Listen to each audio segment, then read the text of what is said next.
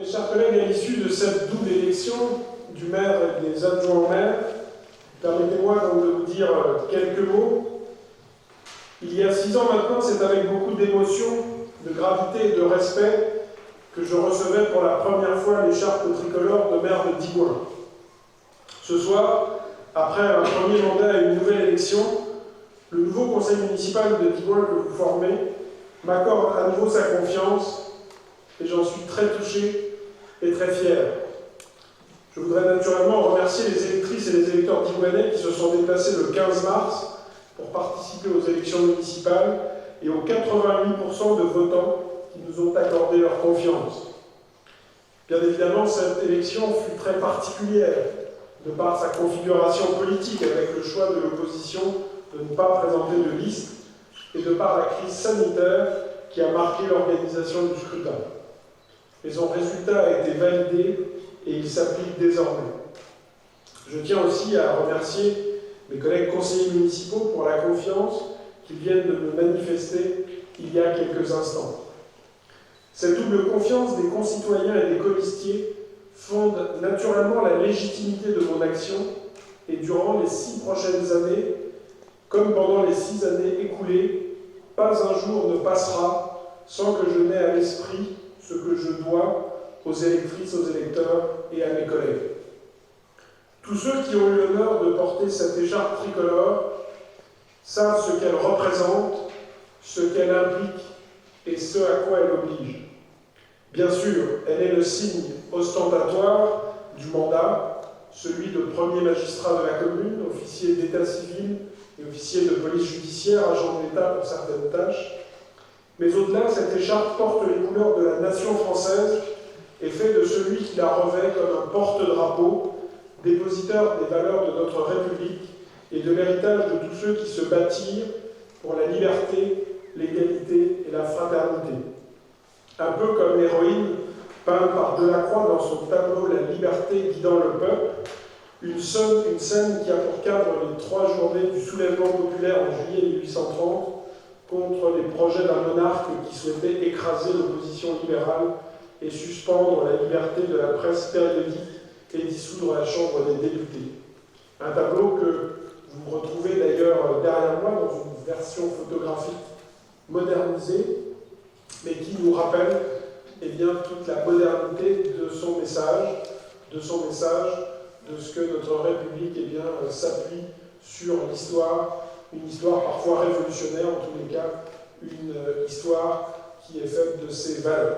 Et d'ailleurs, vous aurez noté, pour ceux qui sont bien placés, que celui qui remet l'écharpe est parfois sous la menace d'un sabre, prêt à lui couper la tête peut-être, qui est un signe effectivement de ce qu'il faut toujours recevoir les honneurs avec la distance nécessaire.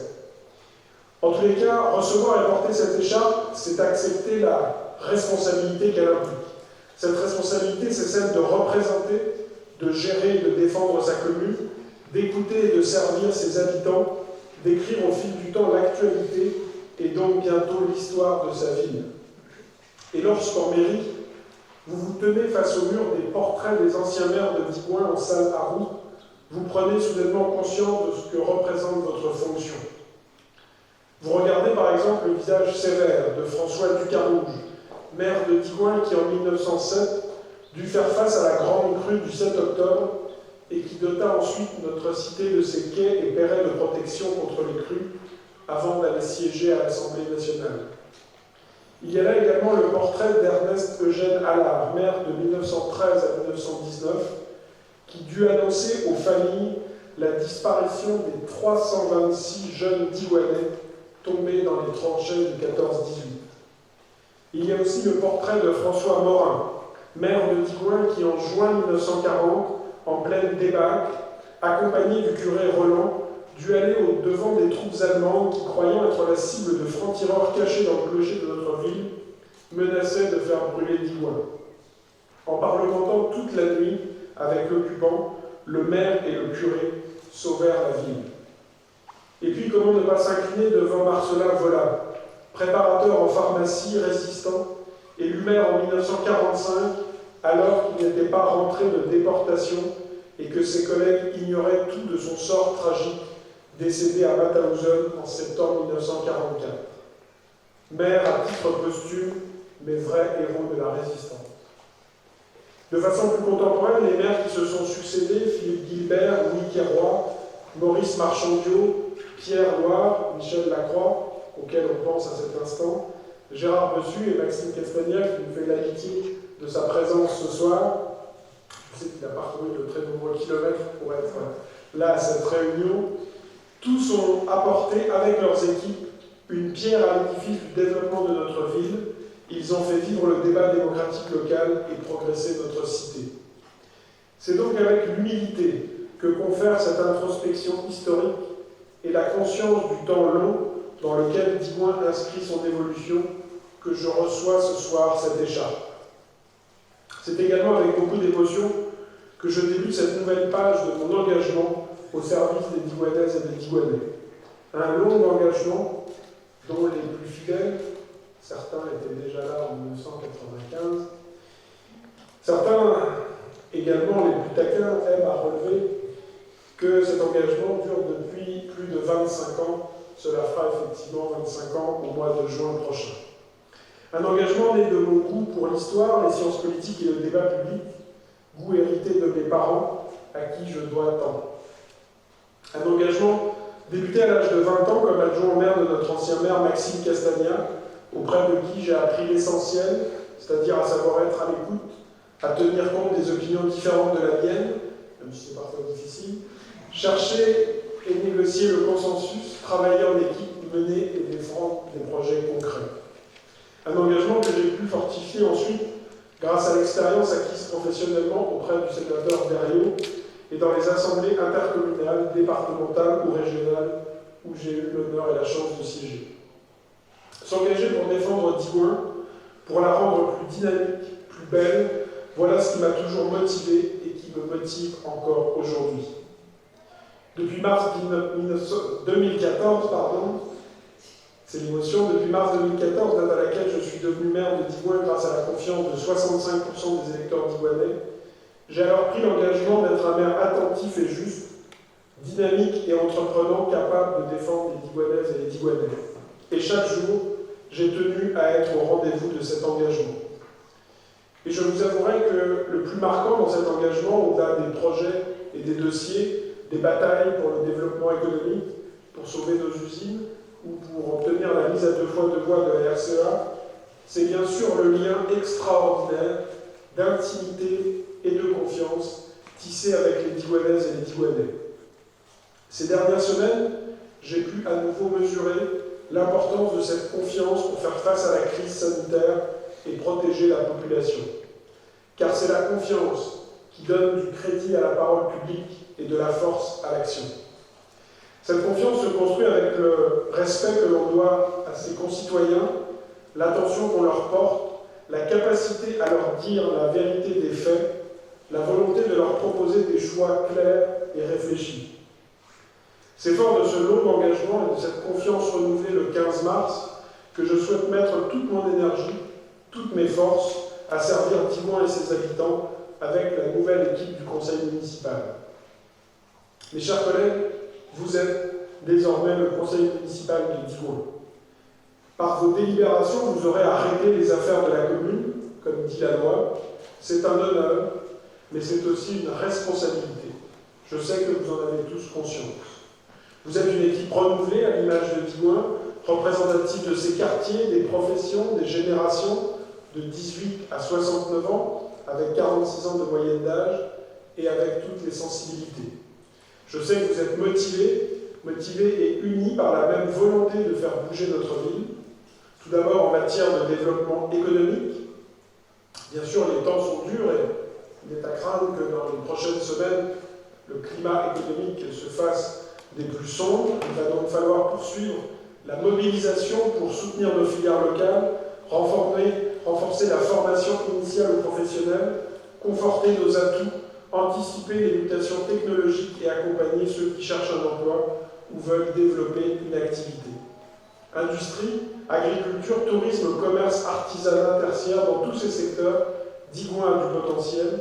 À nous donc de développer avec les acteurs économiques notre attractivité et de tirer parti de nouvelles opportunités qui pourraient s'offrir à des territoires comme le nôtre, situés à 1h30 de Paris ou de Lyon, en TGV ou en voiture, à l'heure où beaucoup de citadins, on peut en faire de Paris, auront envie de venir vivre à la campagne, tout en gardant un lien avec ces métropoles.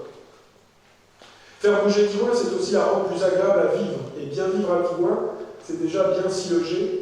Arrêter de faire de la population, regagner des habitants, défendre les intérêts de Digoin auprès de la communauté de communes en matière d'urbanisme, améliorer la qualité des logements, permettre la construction en individuel ou en collectif, engager un vaste programme de rénovation, tels sont les enjeux du prochain mandat. Bien vivre à Digoin, c'est aussi bien vivre dans son quartier, et nous sommes motivés à poursuivre l'embellissement de la ville. Et naturellement, le respect de notre environnement et de la transition écologique et énergétique doivent désormais inspirer chacune de nos décisions. Cette qualité de vie se construit également au quotidien.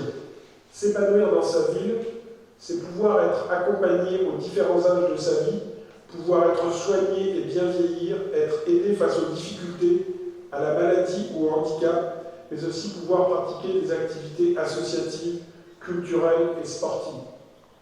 La solidarité fait partie de l'ADN digoinais. Nous sommes donc motivés à renforcer ces liens entre générations et entre habitants qui font de Digoin une ville où il fait bon vivre. Et je sais que dans ces tâches, nous serons aidés bien sûr par les partenaires institutionnels traditionnels et sur la solidarité qui mieux que le conseil départemental pour nous aider. Et je saluerai d'ailleurs deux de ses plus éminentes représentants, à savoir les conseillères départementales, Mme Edith Perrotin, qui est la binôme et qui représente également le canton de Digoin aussi, qui a tenu à être présente ce soir, et puis également une conseillère départementale qui, en plus de s'occuper du département, et Dieu sait si elle s'y engage, eh bien, est également à la veille de chausser elle aussi cette écharpe tricolore, Carole Chaudet, qui va être élue maire de Marcheny dans quelques heures. Donc vous pouvez, je vous demande d'applaudir mes deux collègues du conseil départemental.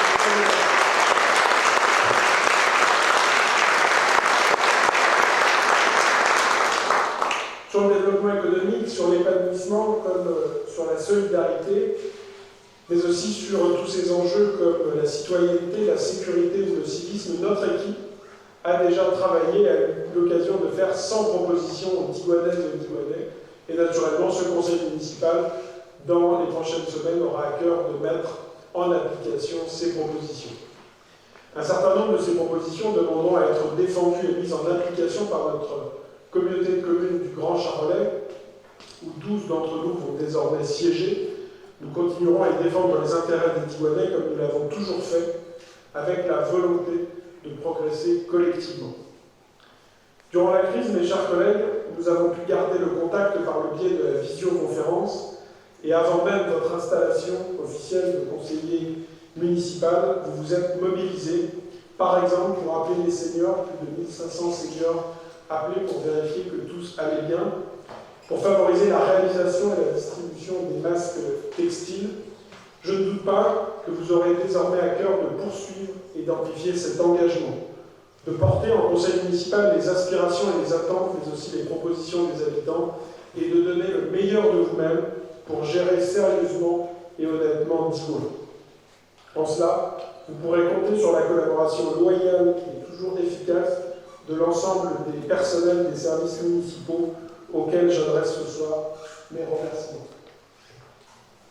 Et ce soir, à l'heure où le soleil rougeoyant va bientôt se coucher sur la Loire, dans ce dock 713 enfin rénové, signal d'une renaissance et d'une régénérescence mariant le passé et l'avenir, encore plus qu'il y a 6 ans, l'enfant de Digoin que je suis, qui a grandi ici, comme mon père et mon grand-père avant moi, mesure le chemin parcouru, reconnaît l'honneur que vous lui avez fait et regarde sur le visage, certes aujourd'hui masqué de mes nièces, digoinaises de cœur, comme sur le visage, je n'en doute pas, de Taïna, le bébé de cette campagne, fille d'Alexandra.